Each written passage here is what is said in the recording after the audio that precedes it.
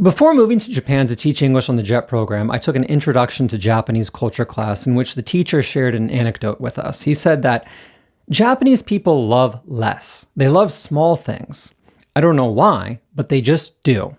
And he said that this was best exemplified by this paradoxical experience he had in which he came across a vending machine in rural Japan that sold two drinks, one large, one small. Same drink, same price. And when I heard that, I just thought, what?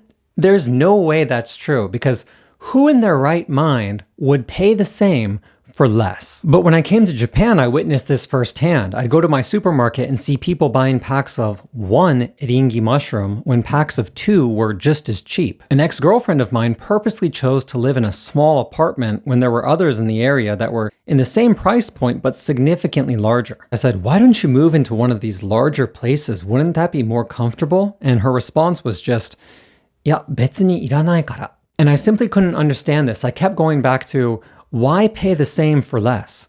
Wouldn't it be better to have more space just in case? But I never really got an answer that made sense to me, so I kind of just chalked it up to Japanese weirdness and more or less stopped thinking about it. But this question popped back into my mind again fairly recently with the announcement of a new camera. You see, a couple months ago, my buddy Harris Heller, he swung by Beppu to hang out, and when he did, he had a Panasonic S9 with him. It's this new Panasonic camera that they had given him to review. And when I saw it, I thought, hey, that's a pretty cool camera. Let's see what all the reviewers have to say about it when the embargo lifts. Well, the reviews dropped and something very interesting happened. The comments on the English reviews of the camera and the comments on the Japanese reviews of the camera were markedly different. The West seemed to say that Panasonic had cut too many corners in the pursuit of making a smaller camera. Some even went as far as to say that, given the current camera market, no one in their right mind would buy such a product. And the sentiment in the Japanese comments was, kawaii, めっちゃ欲しいんだけど. And 2 weeks later, while people in the West continued to attack Panasonic for making such a pointless device,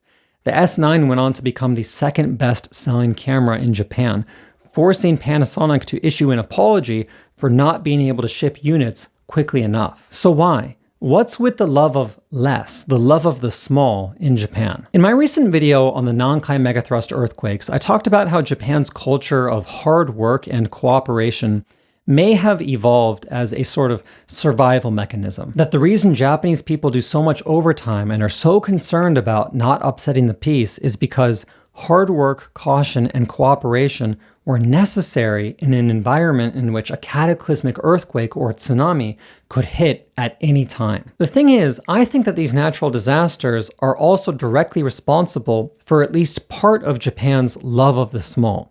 I think that it's been the earthquakes, the tsunami, the taifu, and the fires that have led to this culture of kawaii. You see, in response to that earthquake video I recently made, there was a fair number of people that said, if these tsunami are so destructive and so common, then why don't Japanese people just move? Why don't they go to a coast that doesn't have as many earthquakes? Or why don't they just move more inland? And this is because, to begin with, there aren't any safe coasts. Again, the 2011 earthquake, the most powerful earthquake in Japanese history, that didn't occur along that southern coast of Honshu where all the Nankai megathrust earthquakes happen.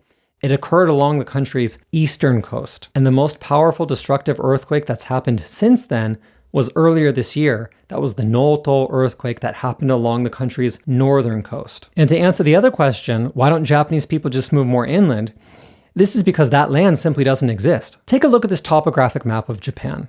Now, I would wager that even people who aren't familiar with Japanese geography can accurately guess, based on this map, where all of the major cities are. That's right. Here, here, and here. It's no coincidence that the majority of Japan's population has gathered in a few select places. They're the only places flat enough to actually build cities with both robust transportation infrastructure and a seaport to facilitate trade. All the people are in the flat areas because that's where the productive farmland is. That's where you can build the big factories and the car plants, etc., etc. You want to move the 60, 70, 80 million people from the few flat areas up into the mountains?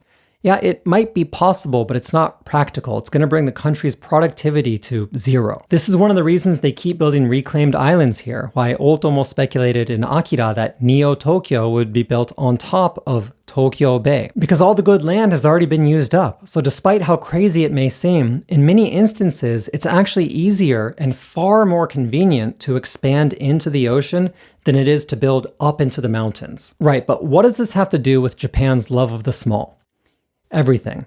One, because as we've just demonstrated, the premium for space in Japan is so much higher than it is in a place like the United States. And two, because even if you're lucky enough to live in one of the nicer areas, historically speaking, owning more and bigger and heavier things has always meant getting hit harder when disaster inevitably struck. It may seem like I'm connecting unrelated dots here, but this is actually taught through literature and historical essays in Japanese schools. There's a famous author, Kamo no chōmei, whose book, The Hojoki, is actually required reading in the public Japanese school curriculum. And the Hojoki is essentially the author's account of packing up and abandoning a privileged life to live in a 10-foot by 10-foot empty, portable home after experiencing a bunch of earthquakes, fires, and typhoons. Chōmei basically came to the conclusion, what's the point of spending all this money on these big expensive things that will only weigh me down and could disappear at a moment's notice in the next natural disaster? He writes, all human endeavors are foolish, but spending one's fortune and troubling one's mind to build a house in such a dangerous capital is particularly vain. You know, it's funny, we often talk about how interesting it is that certain animals will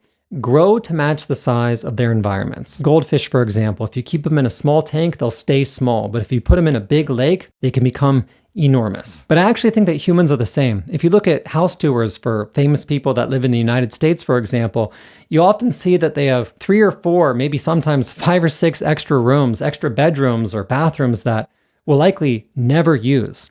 But they get them because they have the luxury of being able to flex. Again, this is why I think that Japan loves the small, the portable, the kawaii, the Walkman, the Game Boy, the PSP. I think that generations and generations of people living through unimaginable earthquakes and catastrophic tsunami and fires and typhoons in a place where there's such a high premium on space has led to this culture that asks, what can I throw away? How can I get rid of some more dead weight? What features can I take out to make this a little bit smaller, a little bit lighter? A culture that says, a bigger apartment? Ya, betsu ni iranai. I would rather have a Nintendo Switch than a gaming PC, and a small camera that eventually overheats over a big one that can shoot forever. A culture that says, just enough is better than a cumbersome surplus. Because in Japan, a cumbersome surplus has always meant more to lose.